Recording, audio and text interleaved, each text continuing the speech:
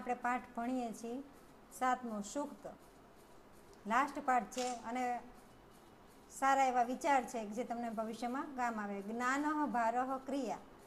જ્ઞાન કેવું હોવું જોઈએ? હંમેશા ભાર વગરનું.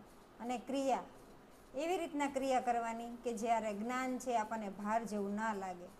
બરાબર? આખું એક સુવિચાર છે કે જે આપણા જીવનમાં આગળ વધીએ ને ત્યારે હંમેશા જ્ઞાન છે એ જ આપણી પ્રગતિનો પંથ છે અને ક્રિયા આપણે કરવાની હોય છે. નેક્સ્ટ છે જનની જન્મભૂમિ સ્વર્ગદાપી ગિર્યસી. જનની એટલે કે માતા, જન્મભૂમિ એટલે કે જન્મભૂમિ, સ્વર્ગદાપી એટલે સ્વર્ગથી પણ વિશેષ, ગિર્યસી પણ છે. એમ કહેવામાં આવે છે કે જનનીની જોડ સખી નહીં જડે રે લોલ. જનની છે, જન્મભૂમિ જે છે એ સ્વર્ગમાં દેવતાઓને પણ દુર્લભ માનવામાં આવ્યું છે. એટલે જ કહે છે કે જે જનનીની જન્મભૂમિ એ સ્વર્ગ કરતાં પણ વિશેષ માનવામાં આવે છે. આપદી મિત્ર પરીક્ષા. આપદી એટલે કે આપણી મિત્ર પરીક્ષા. મિત્રની પરીક્ષા ક્યારે થાય છે? સંકટના સમયે થાય.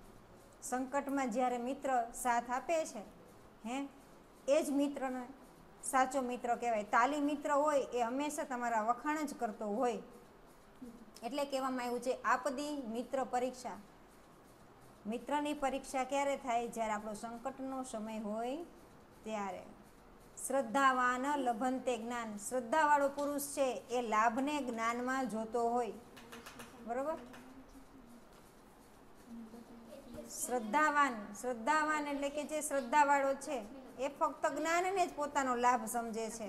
પણ જ્યારે લોભી માણસ છે એ પોતે જ્ઞાનને નહીં પોતાના વિચારને જે માને છે. બુદ્ધિ યસ્ય બલતસ્ય. જો શું કે છે? બુદ્ધિ યસ્ય, જ્યાં બુદ્ધિ હોય ત્યાં બળ ન હોય. એટલું યાદ રાખજો કે બુદ્ધિથી જેટલું કાર્ય થાય એટલું બળથી કાર્ય ન થાય. બુદ્ધિ યસ્ય બલતસ્ય. અમુક જગ્યાએ બુદ્ધિનો ઉપયોગ છે એ બળ કરતાં પણ વિશેષ થઈ જાય. સામાન્ય આપણે એમ કહી કે કોઈ એક બેન્ચ છે એ એકલા હટાવી આપણા જોરે તો આપણે એ કેવી રીતના? તો એમાં બળ એ લગાડવું પડે અને બુદ્ધિ લગાડી છે પણ બળ વધારે જાય છે. જ્યારે એ જ બુદ્ધિનો ઉપયોગ કરી 2 જણા બેન્ચ છે એને ઉપાડીને બીજી જગ્યા તરફ લઈ જાય છે તો એ બુદ્ધિ અને બળ બંનેનો સદુપયોગ થયો કહેવાય. સઢંગે શક્તિ કલયુગ. જો સઢંગે એટલે કે સાથે, શક્તિ કલયુગે, કળિયુગમાં સંગઠનની જ શક્તિનો ઉપયોગ હંમેશા આપણને કામ આવે છે. કળિયુગનો સમય એવો જે છે કે જેમાં જો સંગઠન નહીં હોય એ વ્યક્તિ એકલો પડી જાય, ફેંકાઈ જાય. એટલે હંમેશા સંગઠન જ શક્તિ હોવી જોઈએ તો કળિયુગમાં પણ આપણો યુગ સારો બની શકે.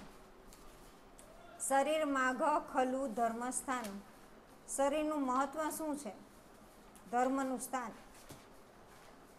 શરીર છે એ આપણને સ્વચ્છ હોય, તંદુરસ્ત હોય તો આપણે ધર્મને સ્થાન લઈ શકીએ છીએ, ધર્મનું સાધન બની શકીએ છીએ. કે છે ને એક વાક્ય છે કે શરીર સુખ, જો શરીર સુખ હોય તો આપણે કોઈ પણ કાર્ય કરી શકીએ છીએ. ગુજરાતીમાં કહેવત છે કે ચેતતા નર સદા સુખી. જે વ્યક્તિ હંમેશા ચેતીને કામ કરે છે, સમજીને કામ કરે છે, હંમેશા સુખી થાય છે.